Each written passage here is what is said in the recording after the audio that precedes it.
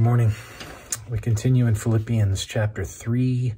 Paul has said that all of his accomplishments, all his resume is he would consider as rubbish, as dung, that he might gain Christ. Verse 9, Philippians 3. We'll jump back verse 8 just to get context. For his sake I have suffered the loss of all things and count them as rubbish, in order that I may gain Christ. Verse 9, and be found in him. In Christ. His identity is in Christ. This is a key theme for Paul. It shows up in Ephesians a ton. But the idea is that all that Paul is, all that we are, all that a Christian is in Christ. Our identity is about who we are in him. You should think of it like we have a bubble sort of around us, and God sees us, and it's always in lieu of that bubble that is in Christ, in lieu of that new robe of righteousness that is in Christ. So I'm always seen as being Bryan Hurlbutt in Christ.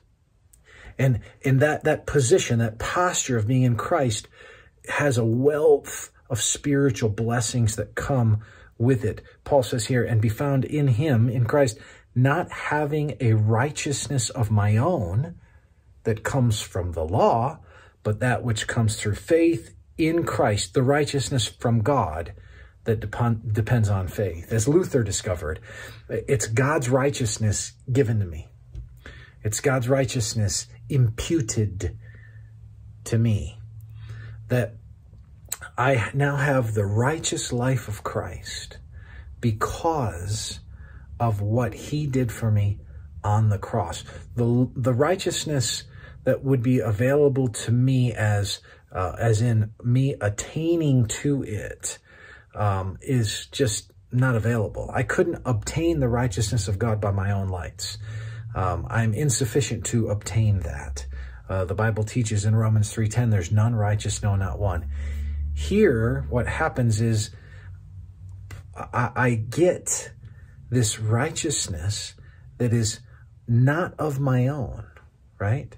It's not of my own, but rather it's a righteousness from God that depends on faith. The just shall live by faith, I read in the scriptures.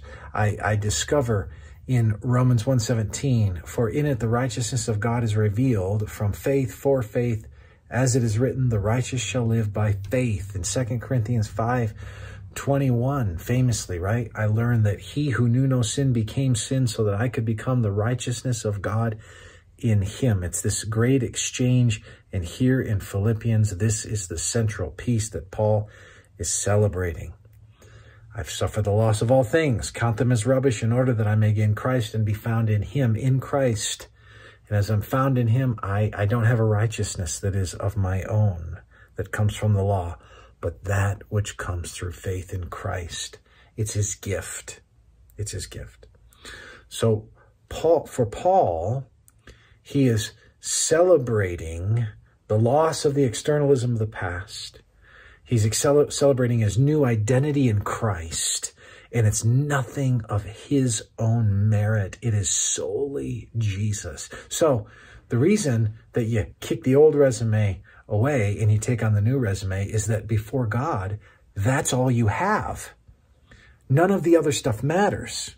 Even if you wanted it to matter, your accomplishments wouldn't matter. All that matters, all that matters, all that matters is what Christ did on the cross for you. And he has blessed you. And he has granted you something wonderful. Oh, friend, take that in. You stand on the merits of Christ alone. Celebrate that. That's all that matters. Take care.